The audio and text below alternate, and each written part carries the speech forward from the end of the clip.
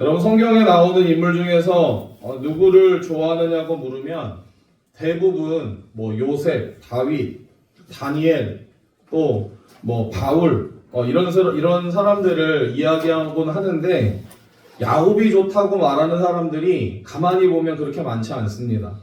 왜냐하면 너무 인간적인 방법으로 살려고 했던 그 모습이 너무나 얄밉기도 하고 또 때로는 부담스럽기도 하기 때문에 그렇습니다. 야곱의 삶은요, 그야말로 사기치고 속이고 빼앗는 것밖에는 기억에 남지 않습니다. 비겁하고 남자답지 못하게 형을 속여서 이 장자의 명분을 빼앗고 또 아버지 이삭을 속여서 축복권을 빼앗았습니다. 그래서 그가 어디로 도망을 갑니까? 외삼촌의 집으로 도망을 가죠. 그러나 이 루스라는 지역에 도착해서 두려움 가운데 잠들었을 때에 하나님께서 그에게 찾아오십니다. 꿈속에서 하나님의 사자가 사닥다리 위에서 오르락 내리락 하는 광경을 통해서 그는 하나님을 만나고 하나님의 놀라운 축복을 받습니다. 야곱은 외삼촌 라반의 집에서 자신보다 훨씬 더 교활했던 이 외삼촌 라반에게 숱한 고난과 시련을 당하게 됩니다. 두 아내와 자식을 얻기 위해서 20년간 육체적 고난을 당하기도 합니다. 또 요즘 말로 말하면 외삼촌으로부터 가스라이팅을 당하게 되죠. 그리고 고향으로 돌아오는 길에 형 에서를 만날 일이 사실 제일 걱정입니다. 자신에게 복수의 칼을 갈고 있기에 두려움 속에 약복강 앞에서 잔꾀를 내어서 이 아내와 자식들을 먼저 보내고 홀로 남았을 때에 그 밤에 다시 하나님께서 찾아오십니다. 하나님은 어떻게 하십니까? 야곱의 허벅지 관절을 쳐서 이 야곱을요 깨트리십니다. 하나님은 그의 이름을 야곱이라 하지 않으시고 이스라엘이라고 바꾸어 주셨습니다. 그때부터 야곱은 변화되기 시작을 합니다. 야곱은 전능하신 하나님을 신뢰하는 믿음의 사람으로 변화되어서 그의 인생은 하나님의 손에 붙들리기 시작합니다. 비록 나이가 많아서 그가 육신의 눈은 어두워졌지만 영적인 지혜와 통찰력을 가지고 자신의 12 아들들에게 예언적 축복을 마치고요. 하나님이 그를 위해서 예비하신 영원한 나라를 위해서 멋있게 떠나는 나그네의 삶을 살았습니다. 여러분, 야곱의 인생을 조명해 보면 그는 어릴 적부터 인간의 탐욕과 이 욕망에 붙들려 살았고요. 자신이 원했던 것을 이루기 위해서는 수단과 방법을 가리지 않았습니다. 그러나 하나님은 야곱을 붙들어서 마침내 그를 믿음의 사람으로 그리고 하나님의 사람으로 바꾸어 주셨습니다. 하나님께서 야곱의 하나님이 되어주신 거죠. 우리 시편 146편 5절을 한번 읽어볼까요? 시편 146편 5절 시작. 야곱의 하나님을 자기의 도움으로 삼으며 여호와 자기 하나님에게 자기의 소망을 두는 자는 복이 있도다. 아멘. 야곱은 아브라함처럼 영광스러운 삶을 살지는 못했습니다. 이삭처럼 평범했지만 순종의 삶도 살지 못했습니다. 그러나 성경은 아브라함의 하나님, 이삭의 하나님, 야곱의 하나님을 말씀하고 있죠. 과연 그 이유가 무엇일까? 하나님은 야곱의 인생을 통해서 과연 무엇을 이루어내려고 하셨을까?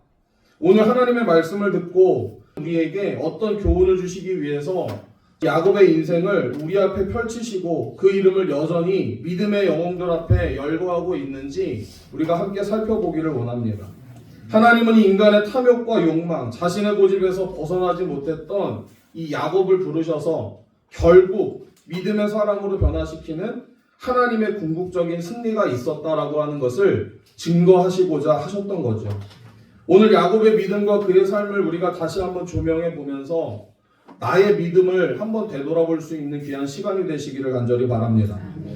본문은 이렇게 시작을 합니다. 한 절이긴 하지만 21절 말씀을 다시 한번 읽어볼게요. 시작. 믿음으로 야곱은 죽을 때에 요셉의 각 아들들에게 축복하고 그 지팡이 머리에 의지하여 경배하였으며. 아멘. 여러분, 히브리서 기자는 야곱의 믿음의 삶의 여정을 이렇게 짧게 언급하면서 세 단어를 소개를 해요. 혹시 딱 캐치를 하셨는지 잘 모르겠습니다. 첫 번째로 죽음이 있었어요. 둘째로는 축복이 있었습니다. 셋째는 경배가 있었습니다. 그래서 야곱의 믿음의 삶을 세 단어로 압축하면 죽음과 축복과 경배. 여러분, 야곱은 147세 동안 험악한 인생을 살아왔습니다. 그는 태어날 때부터 독특한 삶을 살았습니다. 태중에 있을 때부터 어떻게 해요? 형의 에서의 발 뒤꿈치를 잡고 태어나죠. 형 에서보다 빨리 나오고 싶었던 아이였습니다. 그는 하나님의 축복이 형 에서로부터 이루어지는 것을 알고 장자권을 가로챘습니다. 야곱은 온갖 방법을 동원해서 자신이 원하는 것을 다 이루었지만 어떻게 되었습니까? 그가 한 번도 누려보지 못하고 부모와 정든 고향을 떠나서 방황하는 인생으로 바뀌게 되었다라고 하는 거죠. 형 에서는요, 이 야곱을 죽이기 위해서 분노를 품고 있습니다. 자신의 어떤 장자권과 축복권을 다 빼앗겼기 때문에 동생이 좋게 보일 리가 없죠. 그래서 그는 두려움 속에서 야곱은 외삼촌 라반의 집으로 도망을 가게 됩니다. 야곱은 브엘세바를 떠나서 하란으로 가던 중에 해가 져서 이 광야에서 돌을 베고 자는데 꿈을 꾸게 되고 그 꿈 속에서 하늘에 닿은 사닥다리를 보게 됩니다. 땅에서 하늘로 올라가는 사닥다리가 아니라 하늘에서 땅으로 내려오는 사닥다리를 보게 되는 거죠. 그때 그가 하나님을 만납니다. 창세기 28장 12절에서 14절 말씀인데 우리 함께 읽어볼게요. 시작. 꿈에 본즉 사닥다리가 땅 위에 서 있는데 그 꼭대기가 하늘에 닿았고 또 본즉 하나님의 사자들이 그 위에서 오르락 내리락 하고 또 본즉 여호와께서 그 위에 서서 이르시되 나는 여호와니 너의 조부 아브라함의 하나님이요 이삭의 하나님이라. 내가 누워있는 땅을 내가 너와 내 자손에게 주리니 내 자손이 땅의 티끌같이 되어 내가 서쪽과 동쪽과 북쪽과 남쪽으로 퍼져나갈지며 땅의 모든 족속이 너와 내 자손으로 말미암아 복을 받으리라. 아멘. 여러분, 여기서 말씀을 읽으면서 뭐가 세 번이나 나옵니까? 캐치하셨어요? 뭐 한즉? 본즉. 본즉이 세 번이나 나와요. 본즉. 그냥 보는 것이 아니라 기대감을 가지고 응시하는 것을 말합니다. 그랬더니 하나님의 사자, 천사들이 위에서 오르락 내리락 하는 겁니다. 그리고 보좌에 계신 하나님의 음성을 들었습니다. 야곱은 죽음에 대한 두려움으로 외로이 그 길을 걸어오면서 지쳐 있었는데 하나님께서 그때에 그에게 찾아오신 거죠. 사실 야곱은 어릴 적부터 신앙적인 분위기 속에서 자라긴 했습니다. 그렇지만 하나님을 인격적으로 경험하지 못했습니다. 그의 인생을 바라보면 자기의 생각대로, 자기의 방법대로 그렇게 살려고 몸부림쳤던 사람이죠. 그러나 죽음의 위협을 피해서 도망자의 신사가 되어서 그가 홀로 남겨졌을 때 하나님께서 그에게 찾아오시는 겁니다. 여러분, 이것이 바로 기독교의 신비입니다. 기독교의 신비.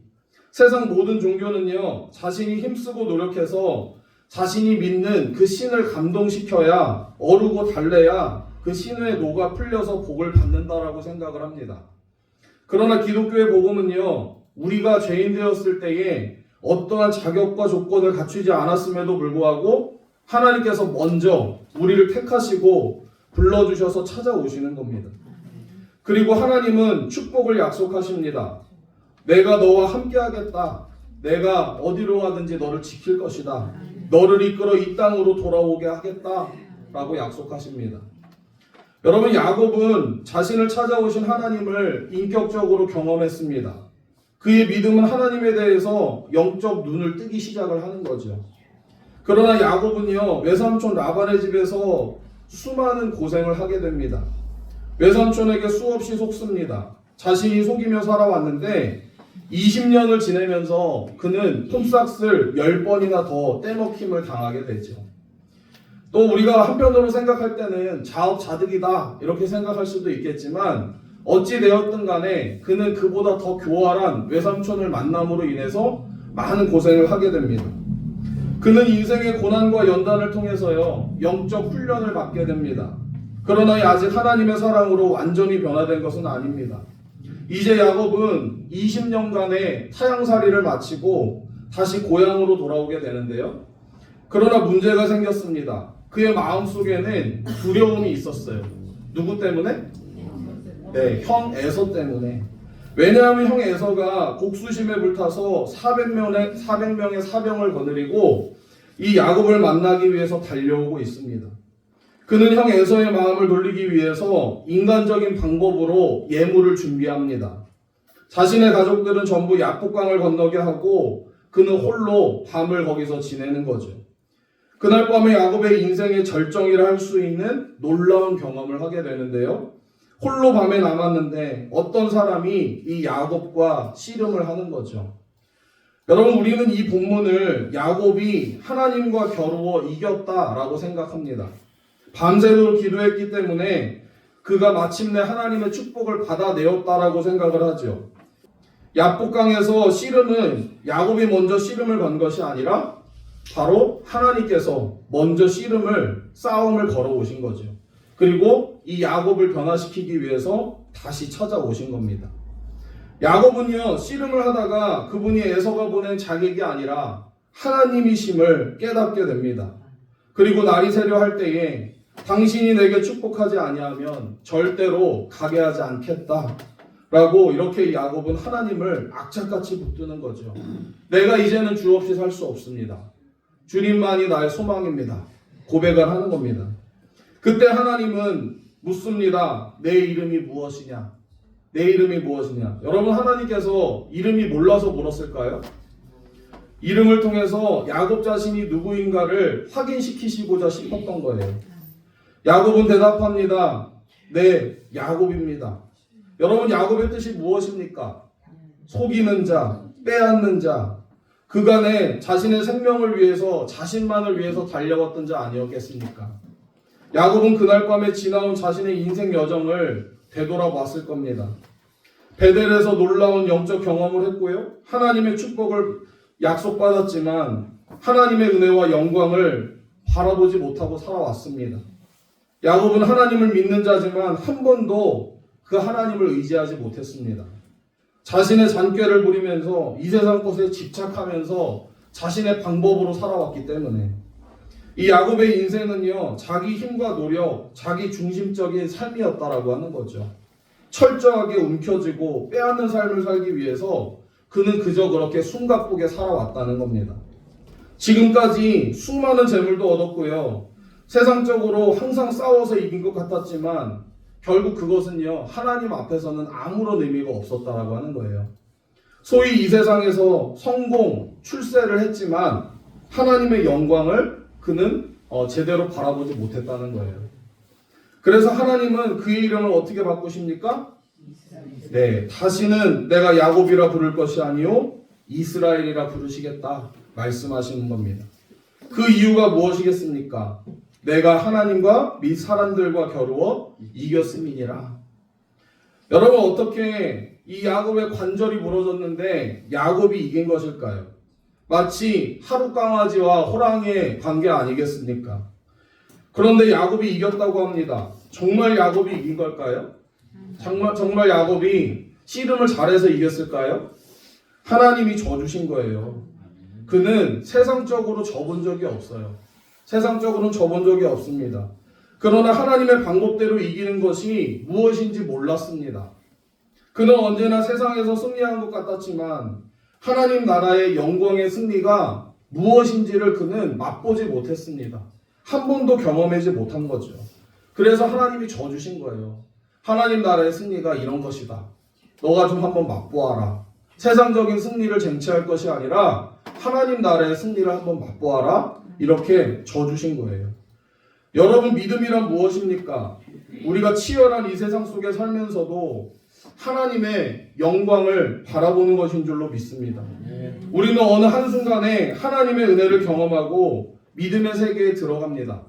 말씀대로 살려고 노력하고 애를 쓰기도 합니다.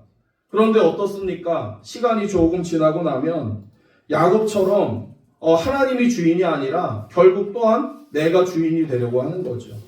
자신의 노력과 경험, 얕은 세상적 지식을 가지고 살아가려고 굉장히 어리석은 시도를 끊임없이 하게 됩니다.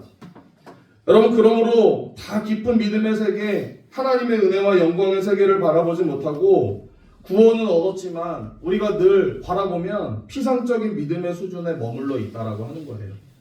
늘 신실하게 다가가다가도 시간이 지나고 나면 다시금 제자리 걸음으로 돌아오는 게 우리의 모습입니다. 그러나 성도들은 이 땅에서 하늘문이 열려야만 이 땅의 것이 전부가 아님을 기억하고 하늘의 영광을 바라보게 되는 것입니다. 예수님께서 야곱이 본 그 사닥다리에 대해서 예수님의 제자 나다나엘에게 직접 하신 말씀인데요. 요한복음 1장 51절 말씀을 우리 함께 읽어볼게요.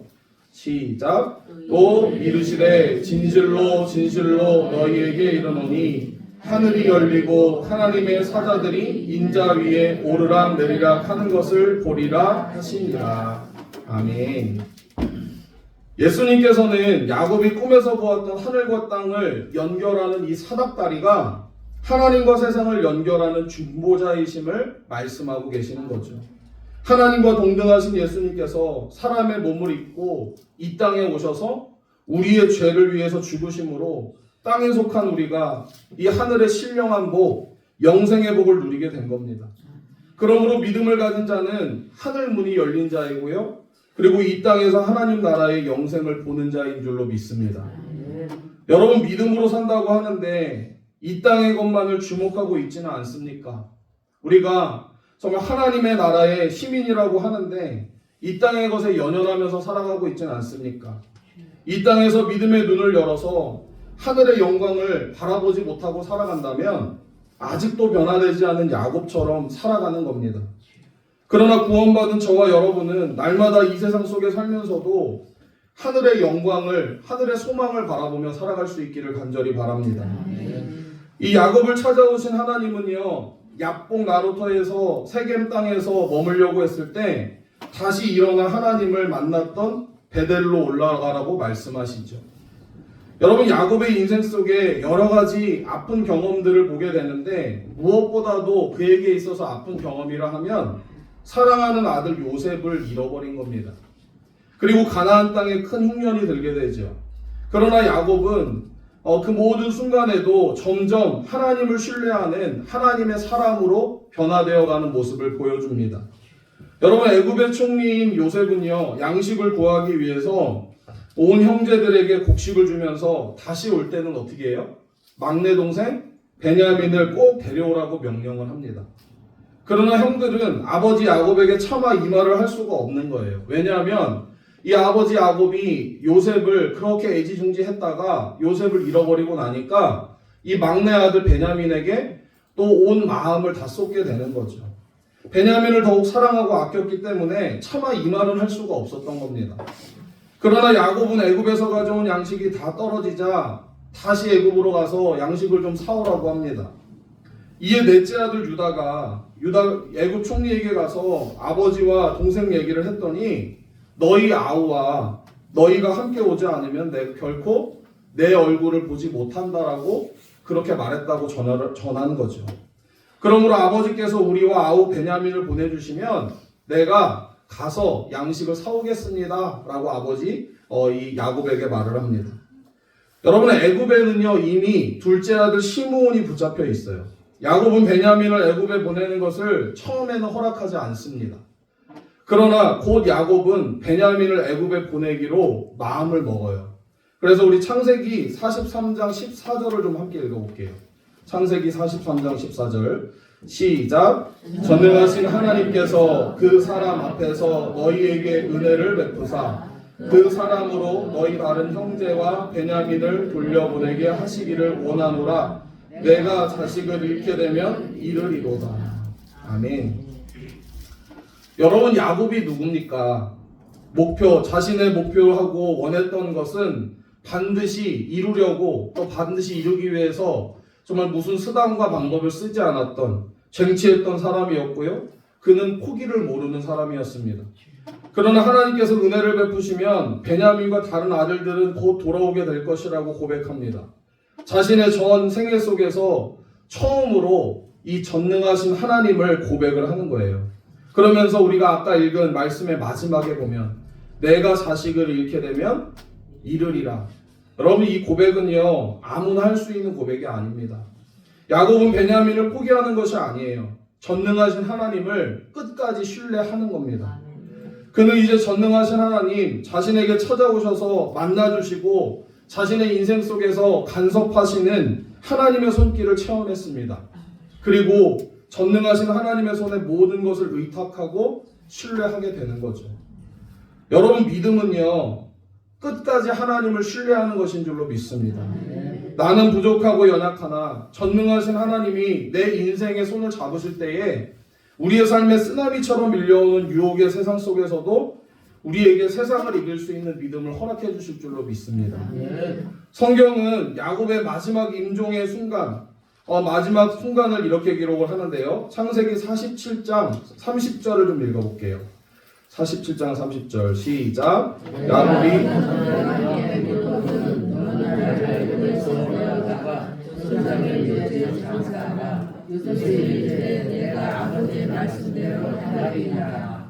아멘. 야곱은 요셉에게 자신이 죽으면 이제 가나안 땅에 묻어달라고 유언을 합니다. 끝까지 하나님을 경배하고 또 요셉의 두 아들과 열두 아들을 축복하게 되는데요.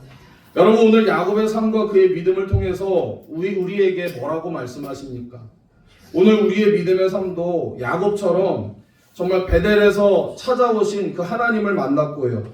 또 하나님의 영광을 보았습니다. 때로는 우리가 살아가는 삶 속에서도 외삼촌 라반과 같은 그런 관계 속에서 양과 염소의 수가 늘어나는 하나님의 축복을 경험하기도 했습니다.